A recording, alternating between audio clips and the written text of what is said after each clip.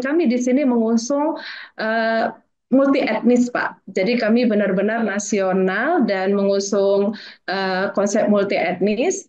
Jadi sehingga semua di sini harmonis dan mengedepankan keberagaman dan juga kami mengusung program sosio technopreneurship. Ya, dan kami dari seluruh prodi-prodi yang ada itu memang kita unggulannya itu kita fokuskan ke industri jasa pelayanan kesehatan.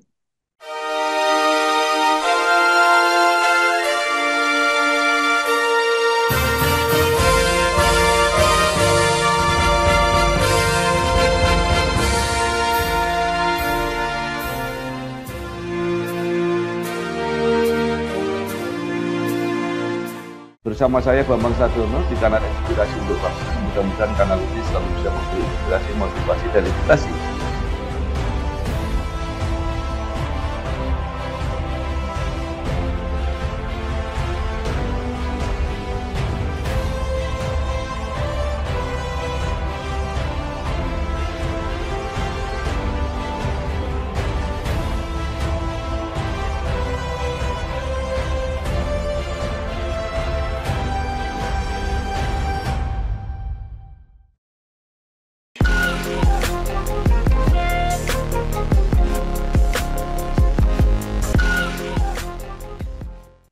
Assalamualaikum warahmatullahi wabarakatuh. Salam sejahtera untuk kita semua.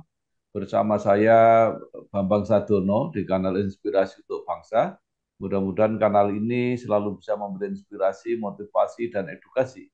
Kami sedang mempersiapkan beberapa video wawancara untuk mendokumentasikan perguruan tinggi di Indonesia yang mencapai akreditasi unggul. Menurut rencana wawancara ini, selain akan kami tayangkan, juga akan kami bukukan. Saat ini saya sudah bersama dengan Profesor Dr. Krismis Novalinda Ginting MKes. Beliau adalah Rektor Universitas Prima Indonesia atau UNPRI. Apa kabar, Prof? Sehat, Pak? Prof.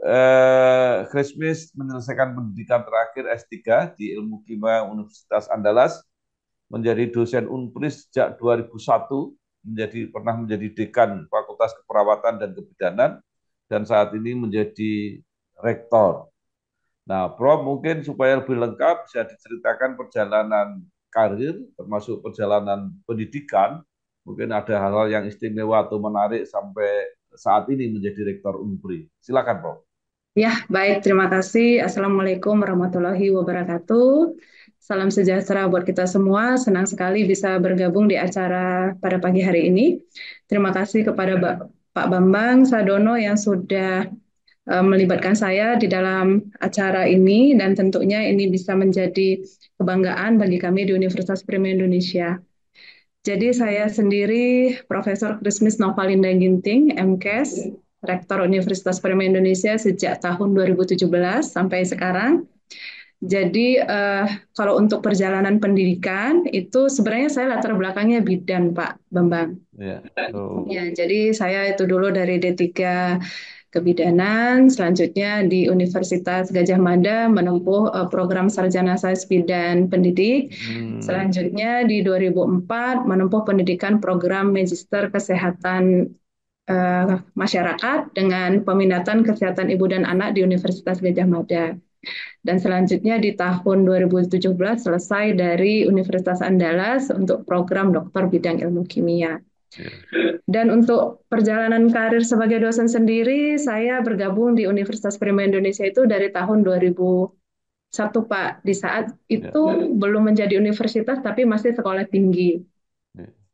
Nah, selanjutnya pernah menjabat sebagai dekan di Fakultas Keperawatan dan Kebidanan, pernah menjabat sebagai sekretaris universitas, dan pada tahun 2017 diangkat menjadi rektor di Universitas Prima Indonesia, Pak Bambang. Ya. Nah, belum lama ini Ibu mendapat peringkat 1 dalam anugerah LLDT wilayah 1 untuk program Academic Leaders. Ini apa maknanya untuk Ibu sendiri maupun untuk UNPRI? Ya, terima kasih Pak Bambang. Jadi pada tahun 2024 saya mendapatkan anugerah peringkat pertama sebagai academic leader di LLDT Wilayah 1. Nah, ini tentu satu prestasi yang cukup membanggakan bagi saya pribadi khususnya dan juga bagi Universitas Prima Indonesia. Untuk hal ini saya mengucapkan terima kasih tentunya kepada Tuhan Yang Maha Esa, terutama kepada juga seluruh tim di Unpri, karena apa yang saya capai sebagai academic leaders tentunya bukan hanya karena pekerjaan sendiri, tapi Ya, tentunya lebih kepada kerja tim. Kerja tim di Unpri yang begitu solid, juga dari support Yayasan Perguruan Tinggi Prima Indonesia yang sungguh luar biasa, juga support yang luar biasa tentunya dari LLDT Wilayah 1, Mitra Dudi, dan semua pihak yang turut serta membantu ya, Unpri di dalam menjalankan Tridharma Perguruan Tinggi yang akhirnya menjadi parameter untuk penilaian bagi LLDT sehingga saat itu saya terpilih menjadi penerima anugerah Academic Leader di LLDT Wilayah 1. ya, baik, luar luar biasa. Nah, Ibu cukup panjang menjalani karir di Unpri, bahkan sebelum menjadi Unpri. Mungkin bisa diceritakan perjalanan dan sejarah Unpri ini dari awal sampai sekarang mencapai posisi tertinggi dengan akreditasi unggul. Ya, baik, terima kasih Pak Bambang. Jadi Unpri seperti yang saya sampaikan tadi, Unpri ini sendiri kalau untuk menjadi universitas itu di tahun 2005, tepatnya di 13 Oktober 2005. Tetapi sebelum menjadi universitas diawali dulu dengan Akademi Keperawatan dan Akademi Kebidanan Hmm, Prima di tahun ya, 2001, Pak. Jadi selanjutnya di tahun 2002 berkembang menjadi ya, sekolah tinggi, yaitu Sekolah Tinggi Ilmu Kesehatan Prima Husada. ya, Selanjutnya 3 tahun kemudian, tepatnya di tahun 2005, berubah bentuk menjadi Universitas Prima Indonesia. Dan sampai saat ini Universitas Prima Indonesia memiliki 4 gedung kampus utama. Yang pertama itu gedung yang baru Pak di kampus Sampul. ya, Ini diresmikan di tahun 2021. Dan kampus kedua ada di Jalan Danau Singkara. Kampus ketiga kami ada program studi di luar kampus utama, Pak, ya, kampus Pekanbaru. Jadi PSDKU ini mendapatkan izin dari kementerian itu di tahun 2023. Nah, selanjutnya kita juga punya beberapa rumah sakit yang mendukung untuk kegiatan Tridharma Perguruan Tinggi di Universitas Prima Indonesia. ya, Itu ada rumah sakit umum, ada beberapa rumah sakit Royal Prima di Kota Medan, di Kota Tebing Tinggi, dan ada juga rumah sakit gigi dan mulut, rumah sakit ya, mata, dan ada juga di Pekanbaru dan ada juga di Jambi, Pak.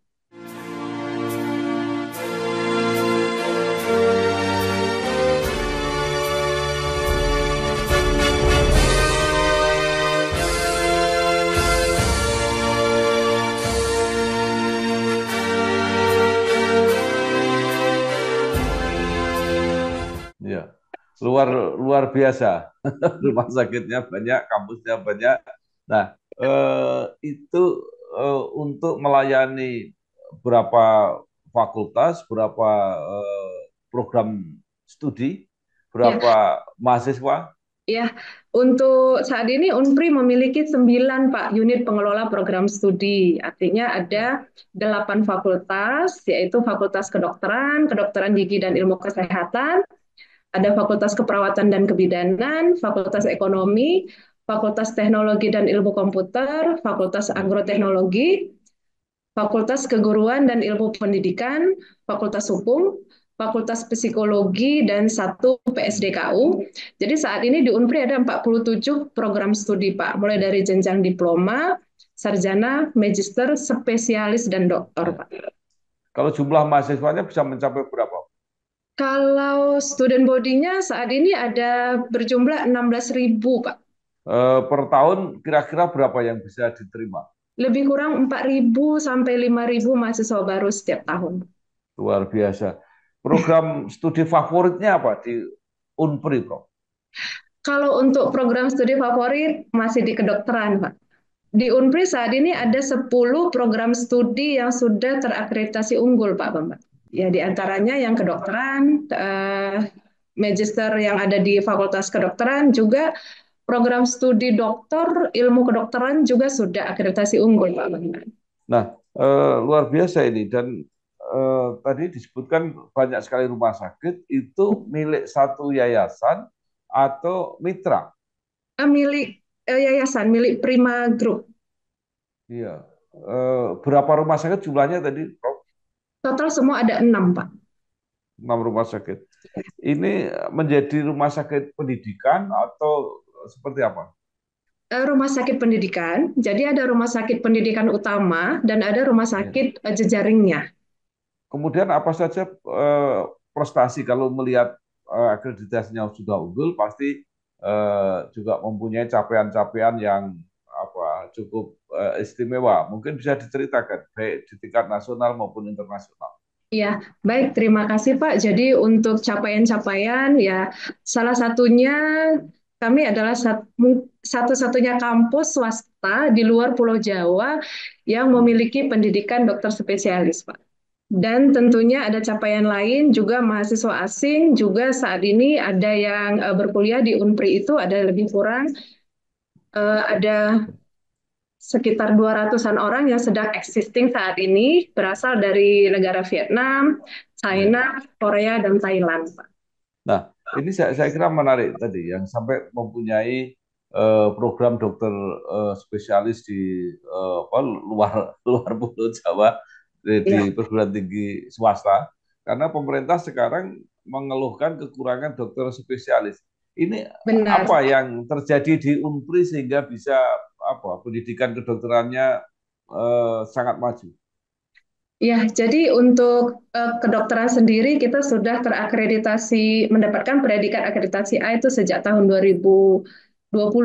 Jadi syarat untuk membuka pendidikan dokter spesialis itu harus prodi S1-nya dan profesinya harus mendapatkan akreditasi A atau unggul. Jadi saat itu kita sebenarnya ada 6 prodi spesialis yang sedang kita buka, tapi yang sudah mendapatkan izin operasional 2, Pak, spesialis radiologi dan spesialis kedokteran keluarga layanan primer. Ada beberapa program spesialis lagi yang sedang kita proses untuk pengajuan izinnya. Baik, luar biasa. Nah, eh, apa kekhasan, keistimewaan atau keterbedaan pendidikan di Unpri sehingga bisa maju seperti sekarang ini? Ya, tentunya tidak terlepas dari support yang luar biasa dari yayasan, karena kalau kita perguruan tinggi swasta, supportingnya kan dari yayasan ya, Ya, Pak Bambang ya. Jadi keharmonisan antara Sivitas Akademika dengan yayasan ini tentunya akan sangat mendukung untuk pengembangan dari perguruan tinggi swasta tersebut. Dan tentunya kesamaan visi, kesamaan misi antara ya, seluruh sivitas akademika sehingga bisa menghasilkan program-program unggulan dan kami di sini mengusung multi etnis, Pak. Jadi kami ya, benar-benar nasional dan mengusung konsep multi etnis. Jadi sehingga semua di sini harmonis dan ya, mengedepankan keberagaman dan juga kami mengusung program sosio technopreneurship. ya, Ya, dan kami dari seluruh prodi-prodi yang ada itu memang kita unggulannya itu kita fokuskan ke industri jasa pelayanan kesehatan. ya. Jadi misalnya prodi teknik industri. Jadi mereka itu fokusannya nanti magangnya ke industri kesehatan, baik rumah sakitan ataupun Ya. jasa-jasa kesehatan lainnya begitu, Pak.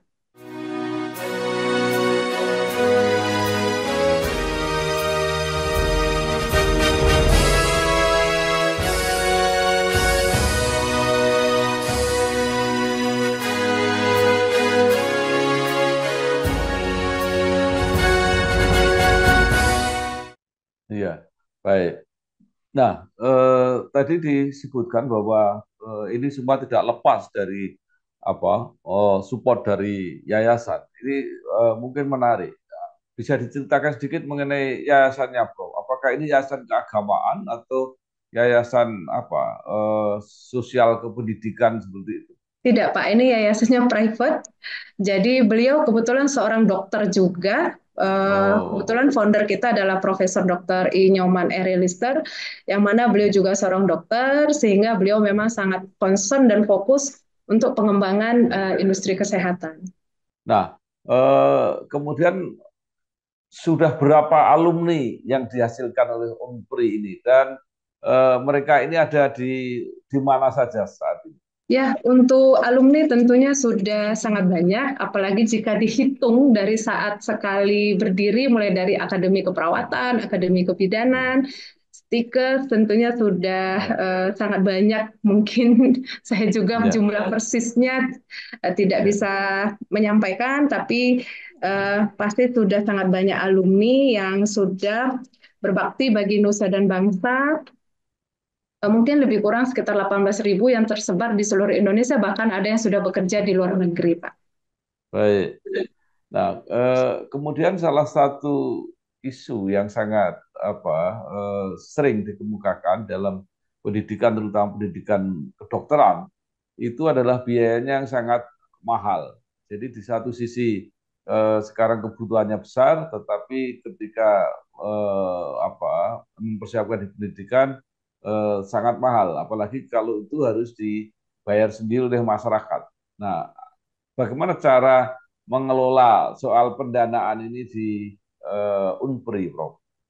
Ya, sebenarnya kalau kita kan sudah mengelola nih ya Pak ya untuk Fakultas Ya, Kedokteran, karena memang untuk biaya operasional sehari-harinya juga ya, banyak ya, mulai ya, dari laboratoriumnya, karena di laboratoriumnya juga sendiri kita pakai bahan habis pakai, terus ya, alat yang harus di maintenance, terus ya, untuk pembayaran sumber daya manusianya, terus untuk dosen-dosennya juga, karena dosennya juga kan kita pakainya dokter-dokter spesialis, yang ya, mana untuk sumber daya manusianya juga harus kita perhitungkan pembiayaannya begitu Pak. ya, Jadi memang dari untuk biaya operasional sehari-harinya juga memang sudah memerlukan pembiayaan yang lebih besar jika ya, dilihat dari prodi-prodi yang lain begitu. ya. Per tahun bisa menerima berapa mahasiswa Fakultas Kedokteran Unpri, Prof? Ya, karena kita sudah mendapatkan akreditasi A dari pemerintah memberikan kuota itu 250 per tahun, Pak. Nah, dari 250 ini eh, berapa peminatnya untuk masuk? Kalau peminatnya itu banyak, tapi tetap Hmm. kita tidak ambil sampai memenuhi kuota 250, Pak Bambang. Ya, Karena kita ya, tetap karena kita tetap lihat kembali dengan sumber daya yang kita punya, modalitas ya, yang kita punya, termasuk sampai ya, kepada rumah sakit pendidikan yang kita punya. ya, Karena harapannya mereka ini bisa selesai tepat waktu dan bisa ya, melakukan proses koasnya ataupun profesinya di rumah sakit yang kita punya sendiri. Jadi kita ya, hitung berapa perputaran di rumah sakit yang memungkinkan sehingga ya, semua mahasiswa ini bisa selesai tepat waktu nantinya. ya. Nah, kalau orang ingin masuk Fakultas Kedokteran, biasanya kemanapun itu dicari. Nah, yang masuk Fakultas Kedokteran Unpri ini paling jauh dari mana? Ada dari Kalimantan, ada dari Papua, ada dari Bali. Nah, mereka bagaimana cara menghitung biayanya, Bro? Apakah sampai lulus atau per tahun atau seperti apa? Kalau Mereka kuliah di Unpri uang kuliahnya bayarnya per semester, Pak. per semester. Ya, Ya, bayarnya per semester. Jadi, tapi itu sudah semua. Jadi, nanti mereka bayar per semester dan uang kuliahnya itu flat dari ya, pertama masuk sampai selesai. Nanti kalau untuk akademik 7 semester, untuk profesinya ya. 3 sampai 4 semester.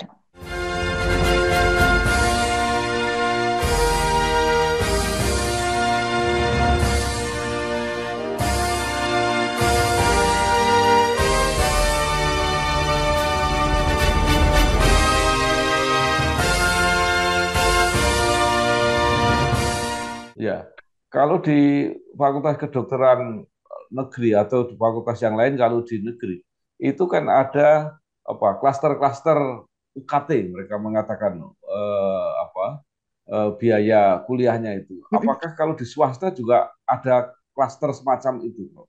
Nggak ada, Pak. Kita sama semuanya. Ya, Dan lulusan kita, Pak, lulusan kita juga banyak. Setelah mereka lulus dari Unpri, selesai profesi, mereka juga banyak yang akhirnya menjadi dokter di tentara, di ya, kepolisian, begitu. baik. Nggak, maksudnya ketika kuliah itu uang kuliahnya sama semua atau Sama, berbeda-beda? sama, sama, sama. Sama, ya, Ya. Prof.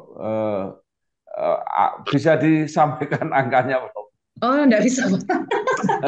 Nanti secara khusus Nah, saja. artinya kalau ada yang pengen masuk sudah tahu kira-kira saya bisa nggak masuk di Unpri seperti itu. Seharusnya bisa lah, Pak. Masih sangat terjangkau sebenarnya. Gitu ya. Baik. Apa yang direncanakan ke depan? Pasti Unpri ini pasti ingin tumbuh dan berkembang terus, mungkin program-program ke depan, termasuk mempersiapkan SDM yang unggul. Apalagi Ya. pemerintah sekarang mengeluhkan jumlah dokter kurang, jumlah dokter spesialis kurang. Apa yang menjadi program ke depan dari Unpri? Ya, terima kasih Pak Bambang. Jadi ada beberapa program ke depan yang sudah masuk ke dalam rencana kerja di tingkat rektorat. Itu yang pertama adalah meningkatkan akreditasi dari prodi-prodi yang ada sekarang, termasuk juga menambah beberapa prodi baik yang ada di PSDKU ataupun di kampus utama. Nah, yang di kampus utama yang sekarang sedang berproses itu adalah penambahan program studi baru untuk S2 keperawatan. Karena di Provinsi Sumatera Utara untuk S2 keperawatan ini masih ada satu-satunya di perguruan tinggi negeri. Jadi Ya, di seluruh Sumatera Utara untuk S2 keperawatan itu Pak hanya ada di negeri satu gitu. Jadi kita ya, berencana untuk menambah prodi untuk S2 keperawatan, termasuk juga menambah pendidikan dokter spesialis di Unpri. Sebenarnya Pak, kalau untuk pendidikan dokter spesialis ini, sebenarnya kalau ya, untuk dari segi profit secara materi ke universitas itu sebenarnya nggak ada Pak ya, Bambang. ya, Karena untuk pendidikan dokter spesialis seperti yang sudah kami ya. alami sekarang, untuk radiologi misalnya, itu sekali penerimaan kita terima hanya 4, No. hanya 4 gitu. Jadi sebenarnya kami di dalam membuka pendidikan dokter spesialis ini lebih hanya Ya. kepada membantu pemerintah di dalam pemenuhan jumlah dokter spesialis yang ada di Indonesia. Nah, jadi saat ini kami ada merencanakan pembukaan 6 prodi spesialis yang ada di Unpri Ya, dan sudah sampai kepada tahap visitasi ya.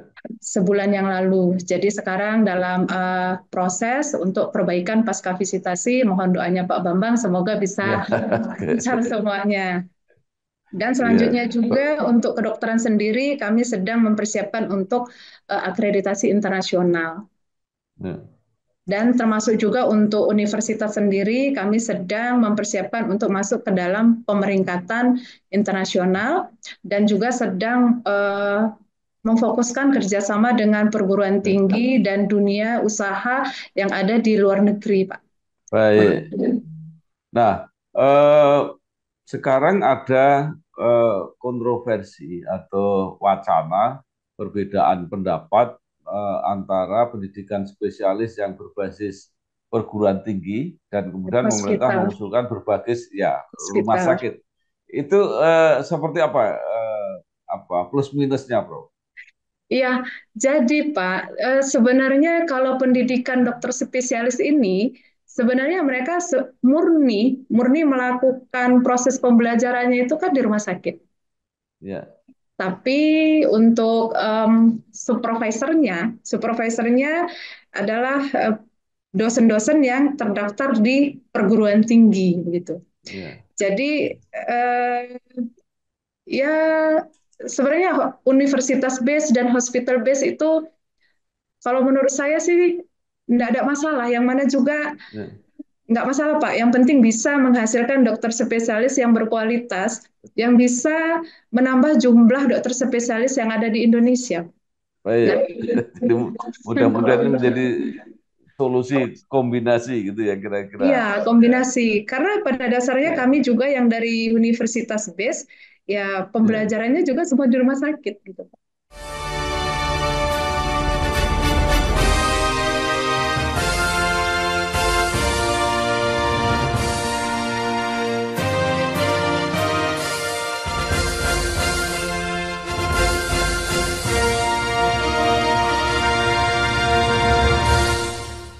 Baik, kalau untuk mencukupi kebutuhan SDM ya, termasuk bagaimana tingkat kesehatan yang akan dicapai pada 100 tahun Republik Indonesia, misalnya 2045, itu apa pengadaan tadi dokter-dokter spesialis itu bisa dipacu atau dipercepat, Prof.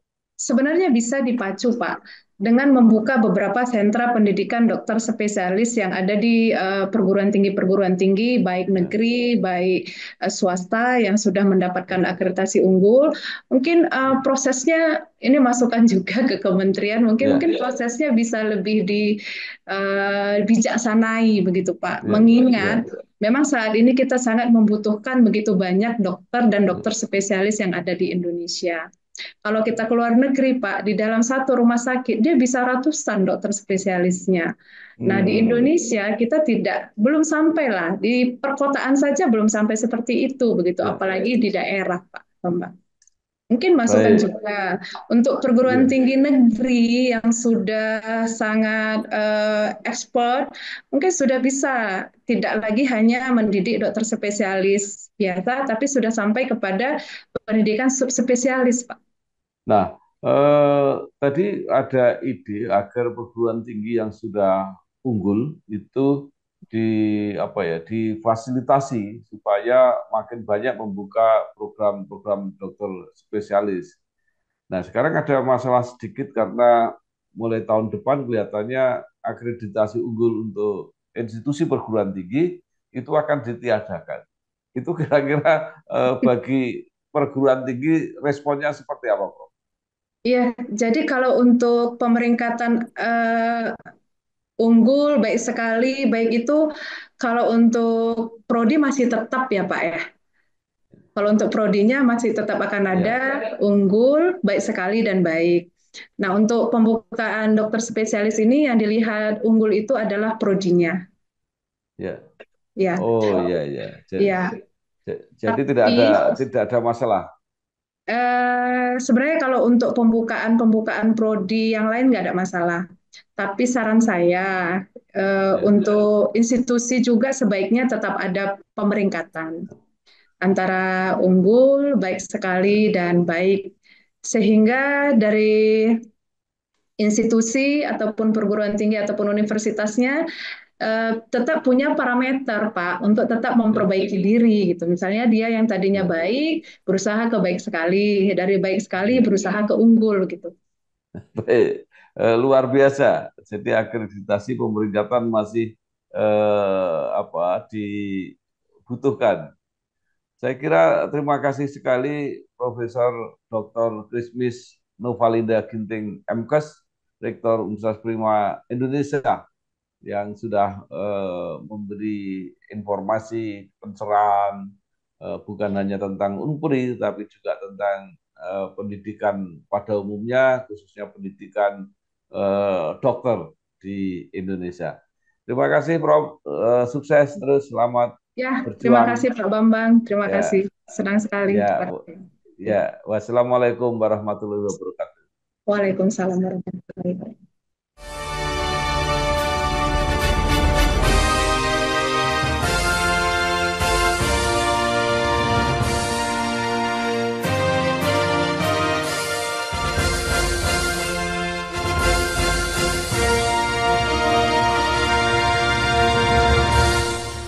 Bersama saya Bambang Sadiono di kanal Inspirasi untuk Bangsa. Mudah-mudahan kanal ini selalu bisa memberi inspirasi, motivasi, dan edukasi